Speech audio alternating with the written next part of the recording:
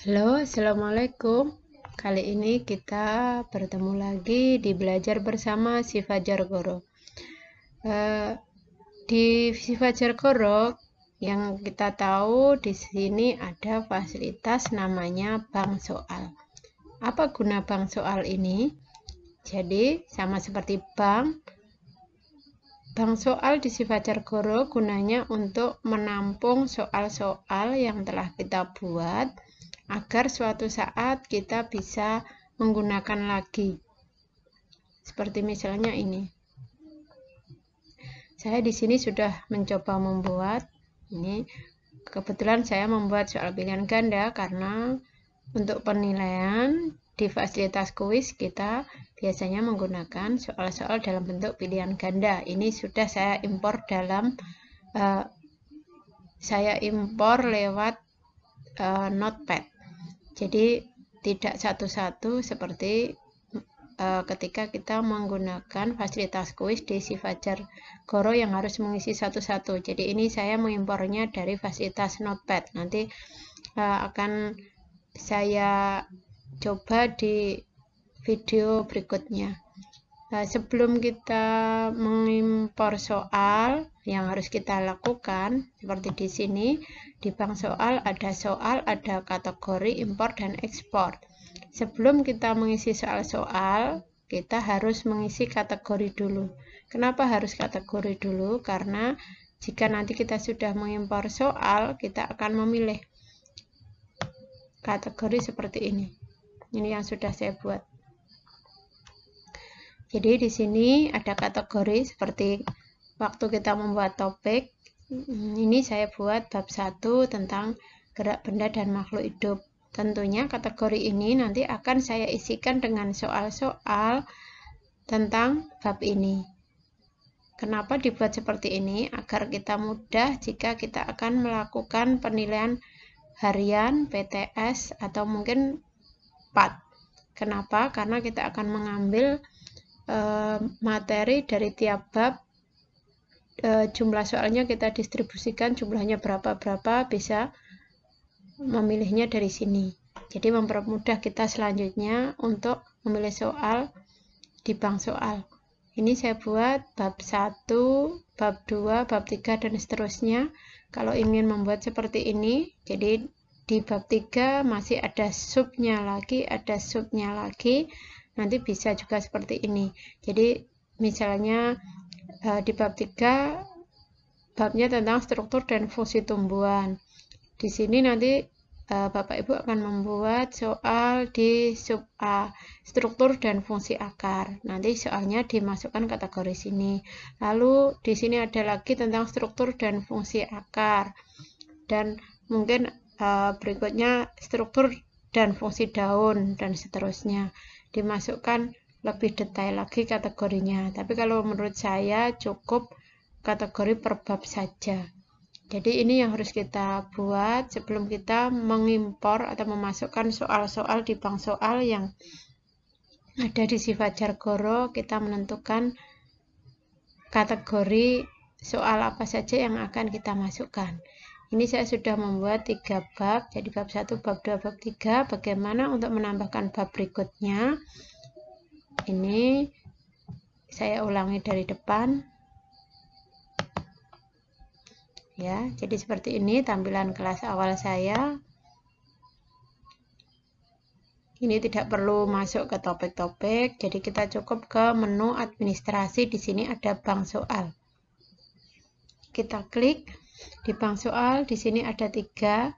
Di sini nanti tempat-tempatnya soal, ini kategori atau topik judul soal, nanti ini untuk import, untuk ekspor. Kita pilih yang kategori dulu aja, karena kali ini kita akan membuat kategori. Kalau sudah kategori, di sini karena ini tadi saya sudah membuat, saya akan membuat bab 4. Di sini akan muncul tambah kategori, berarti kita akan menambahkan kategori berikutnya. Untuk kategori ini nama harus diisi, seumpama saya membuat bab 4 tentang sistem pencernaan manusia.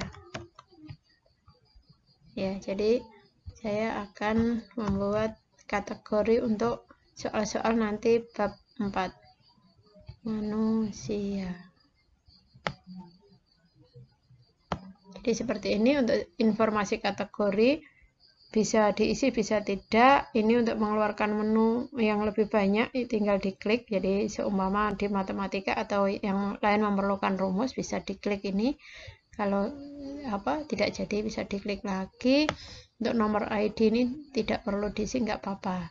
Setelah ditulis ini jangan lupa kategori induknya ini dipilih. Kategori induk ini yang menentukan kita meletakkan topik ini di mana. Kalau kita klik bab 1, tentunya dia akan masuk di bawahnya bab 1 menjadi sub bab 1. Karena bab 4 ini berdiri sendiri, kita pilih yang paling atas untuk SMP Tema yang IPA ini. Kita klik kategori induknya ini sehingga nanti dia akan di bawahnya induknya itu tadi. Ya, jadi seperti ini. Akan berurut seperti di sini. Untuk bab 4, kita coba lagi. Di bab 5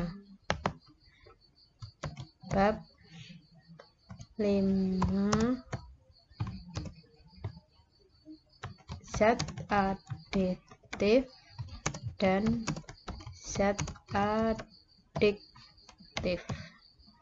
Ya, jangan lupa ini kategori induknya kita pilih yang paling atas. Jadi dia nanti akan barisannya urut dengan barisan bab. Ya, jadi sudah punya bab sampai bab 5. Bagaimana kalau ingin memberikan kategori di bawahnya zat aditif?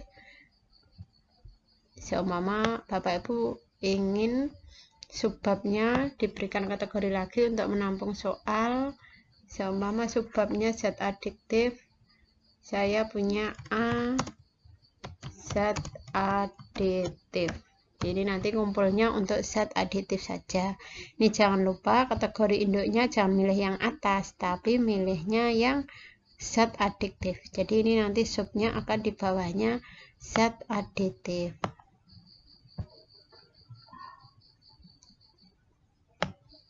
Ya, jadi tampilannya akan seperti ini Bapak Ibu. Di bab 5 di sini ada subbabnya lagi atau indikator bab ya. Jadi di bawahnya Bapak Ibu terserah mau memilih kategori soal untuk pengsoalnya seperti apa, yang ringkas per bab atau yang per subbab. Jadi seperti ini untuk kategori, ini untuk panah-panah, ini untuk menggeser-geser saja Bapak Ibu. Ini pindah ke bawah, berarti diklik dia akan yang nomor 1 pindah ke bawahnya. Kalau tidak jadi, diklik lagi pindah ke atasnya, hanya geser-geser seperti itu. Untuk tanda yang seperti bulatan ini untuk mengedit. Nah, untuk tanda X ini untuk menghapus. Jika kita tidak jadi menggunakan kategori ini, tinggal diklik X. Kenapa ini ada tanda 0 dan ini ada tanda 3? Jadi 0 ini belum ada isi soal. Sedangkan untuk 3 ini saya kebetulan sudah mengisi soal-soal untuk bab 1 gerak benda dan makhluk hidup sehingga dia sudah ada tulisannya 3. Jadi kategori ini nanti berlaku di sini. Jika Bapak Ibu ingin memilih soal, tinggal memilih kategorinya. Saya memilih bab 1, sehingga akan muncul soal-soal tentang bab 1 di bank soal ini. Ini saya sudah mencoba membuat beberapa soal, yang ada yang sudah saya edit, ada yang belum. Nanti akan kita pelajari bersama di video berikutnya. Jadi Bapak Ibu cukup sekian dulu untuk mengisi kategori